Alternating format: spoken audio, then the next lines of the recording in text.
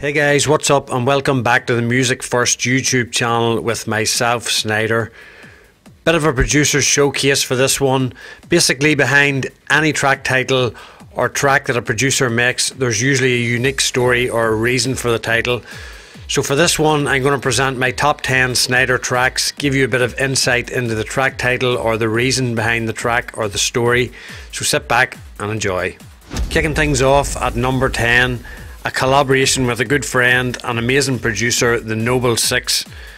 This one was produced for my album Everything Changes, and the title question mark came from basically we didn't know what to call the track and Brian just suggested why not question mark, as we had no title, so question mark was born.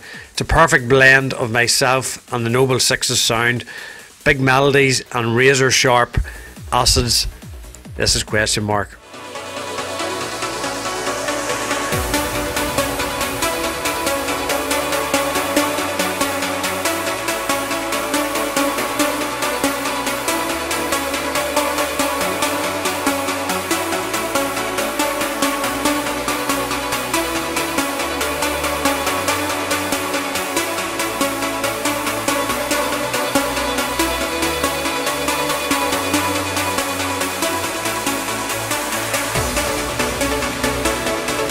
At number 9, a fantastic track from Venereal and Elysium. I first heard this track at the Winter Music Conference in Miami. Myself and Sid were waiting on a taxi to go and see Paul van Dyk, and he played the track to me on his phone. I absolutely fell in love with the vocals and thought I could add the Sneijder touch to the track. The deal was done there and then, and when I got back I remixed the track in a few days and sent Sid the final version. It's a perfect blend of tech and uplifting, and one of my favourite remixes to date.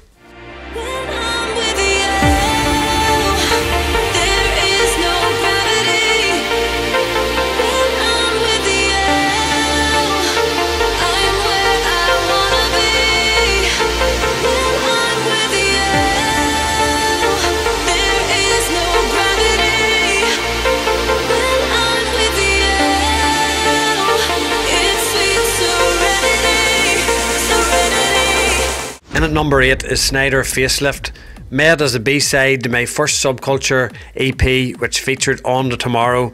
This one is 142 BPM, massive slice of Tech Trance. My first time making Tech Trance actually for this track, so for me it was like a step out of my comfort zone. The track really still goes down really well now. In fact, I finished Cream with it last weekend and it still absolutely takes the roof off the place.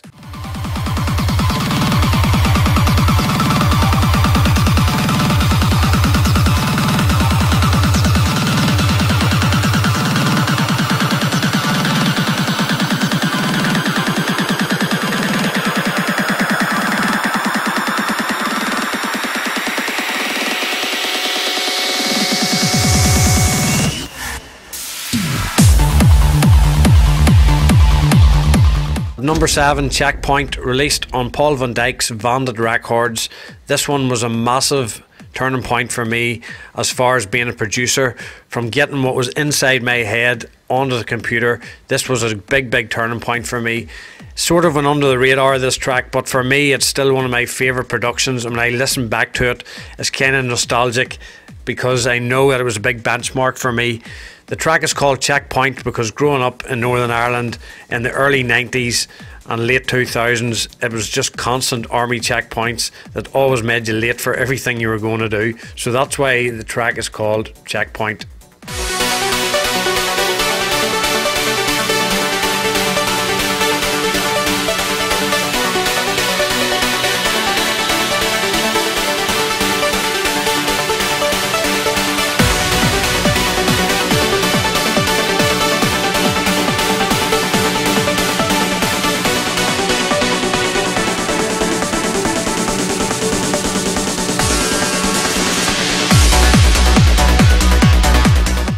number 6, when two people collide in the studio, sometimes it works, sometimes it doesn't. On this occasion, it really did work. This is next level from myself and Brian Kearney. We both went into the studio with complete open book. Brian has a BXR sort of background and I have a hard trance background, so the two sounds sort of collided. And yeah, the track was like a labour of love. It took a while to get it finished, but once we did finish it, it was one of our biggest tracks, I still think, to date. So this is next level. Next up, sit quietly and we will control all that you see and hear.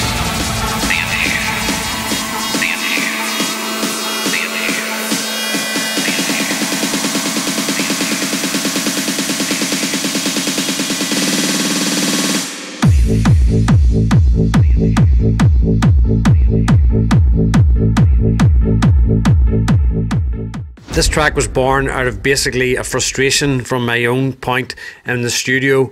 I came to a crossroads last year and I basically didn't know where to take my more harder edge tax sound, and I went into the studio to make something really with an open book, something industrial, really stripped back, and Polarize was born.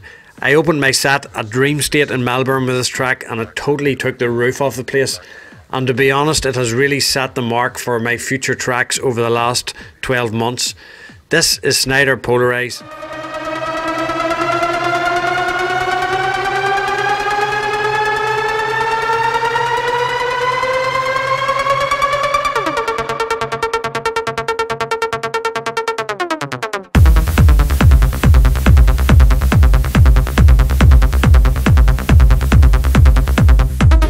Sunspot is probably one of my favourite tracks of all time, probably in my top 5 to be honest, so I had to have a crack at remixing it to give it my Sneijder stamp so it could fit in my sets. Before the trance purists cry out it didn't need a remix, it was basically just an update so it could sit with current productions in my sets. My favourite mix of the track is still the DCML mix, timeless classic, but for me I had to put my stamp on it. And Armin actually thanked me for the remix and said I did a really good job, which I'm really proud about when I first met him at a State of Trance, Argentina. So here is Airwave versus Rising Star Sunspot and the Sneijder remix.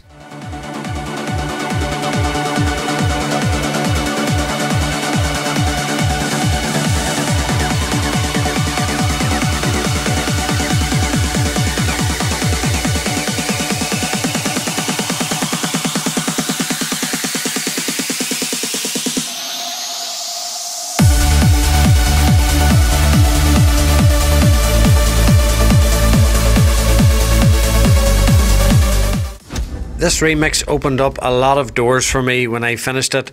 I didn't anticipate how big it was going to be for me or the impact it was going to have on my career. This is Andean and What It's Like and the Sneijder remix. Massive support on this one from John O'Callaghan, Alan Fila, Armin van Buuren and loads more. For me, I was pretty unsure about this remix when I first finished it, and after letting my friend hear it in the gym, it totally blew him away, and he's always very honest with his feedback, so I knew I was on to a winner.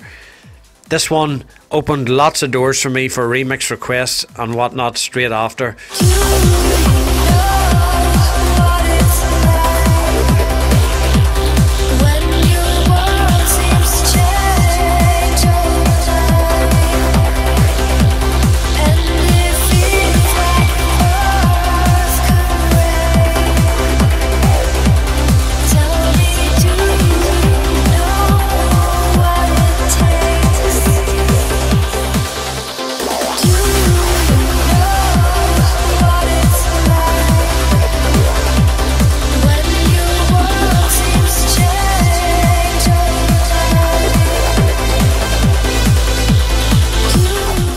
In at number 2 we have Arcadia and Purity and the Sneijder remix, still the most requested track in my sets to date. This one was made on the plane on the way home from Ibiza, interestingly enough, and is about 99% audio, very little MIDI. It's all samples and all from the remix pack which Rich gave me. I had a bit of a quick deadline for this one, I think like 2 or 3 days to finish this track, and Rich told me, sitting out the back of privilege, would I mind having a crack at remixing it. Sometimes it's good to like push yourself and get things done quickly, and this is the result.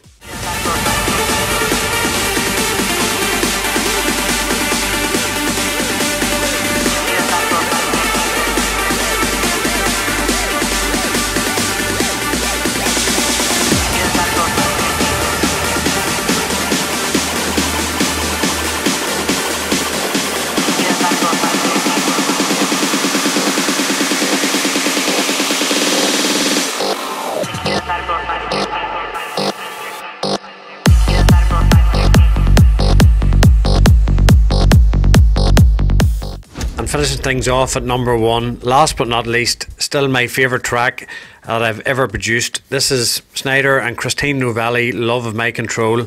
Still huge in my sets and massively requested. This track took so many different twists and turns. I think it took me 9 months to complete. I changed the arrangement about 100 times. The lyrics were changed, the vocals were changed so many times. This track was the focal point of my album, Everything Changes, so it needed to be bang on. It's a very, very personal track for me. The lyrics, everything is very, very personal, has a lot of meaning for me. And every time I listen to this track, I can take away from it that meaning. I know it has a lot of special meaning for other people as well. Recently, people have walked down the aisle and sent me videos of the first dance playing the acoustic version of Love My Control. So I'm glad that this track touched so many people. It's still really highly requested in my sets as well. Hopefully a follow-up maybe soon. Who knows?